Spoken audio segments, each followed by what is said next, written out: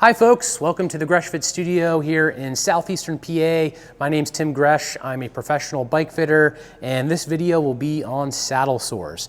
Now, saddle sores are skin irritation where you contact the saddle.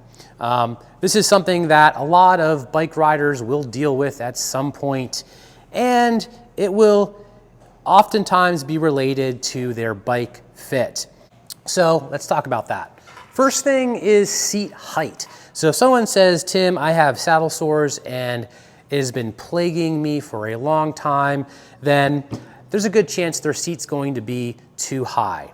Now, seat height would be a video on its own, but if I'm going to give you a piece of advice, it would be that your seat should be in a position where you feel like when you go up a steep climb and you're really forcing over a hard gear, that you're not getting any feeling of a pull or strain high up in your hamstring. That's a sign that you are overextending, and you're going to want to go ahead and lower that saddle until you are not feeling that or barely feeling that. The reason why this is important is because that overextending is going to cause you to kind of rock side to side in the saddle, create a lot of unnecessary chafing, and then that irritation to the skin, and then the saddle sores. So you definitely want to have a seat height that's reasonable.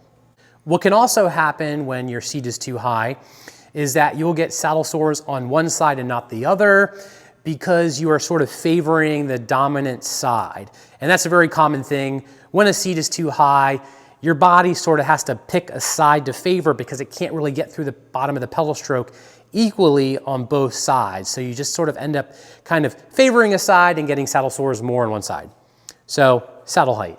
Now the next thing is saddle angle. Now, continuing with the theme of getting a good bike fit and a stable bike fit where you're not moving around too much and causing chafing, saddle angle is where you're not riding a seat that's kind of angled down too much, causing you to kind of slide forward. So some riders in this case will kind of find as they're riding that they're constantly pushing back in the seat. And they're actually pushing back in a lot of cases because they're running a seat that's maybe too much nose down and sort of below conscious thought, they're sort of creeping forward and they got to kind of push back. So they're actually sliding forward, pushing back, sliding forward, pushing back. That movement, that chafing can lead to saddle sores. So that would be the next thing to get sorted out. I actually have a video on just the topic of saddle angle, so definitely check that out to get more information there. Center of balance would be the next thing, and this is related to saddle angle.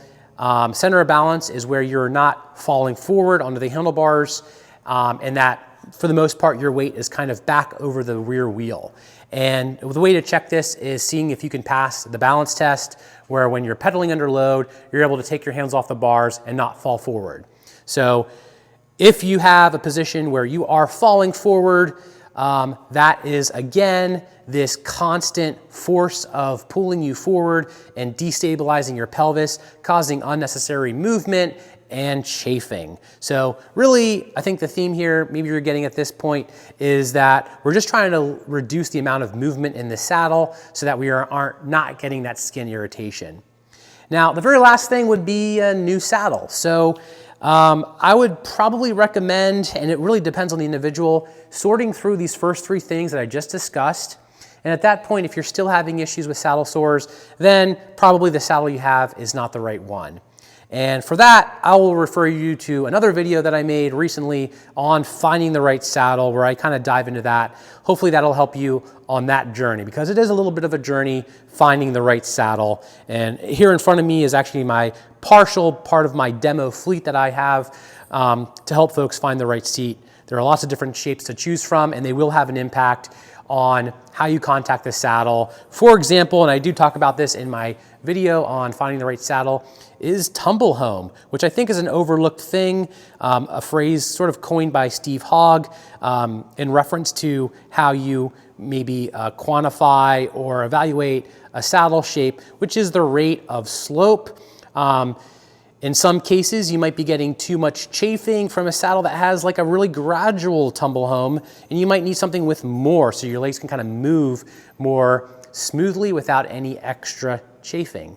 So there you have it. I hope you find this helpful, eliminating saddle sores and enjoying every ride. Please like and subscribe, and thanks for watching.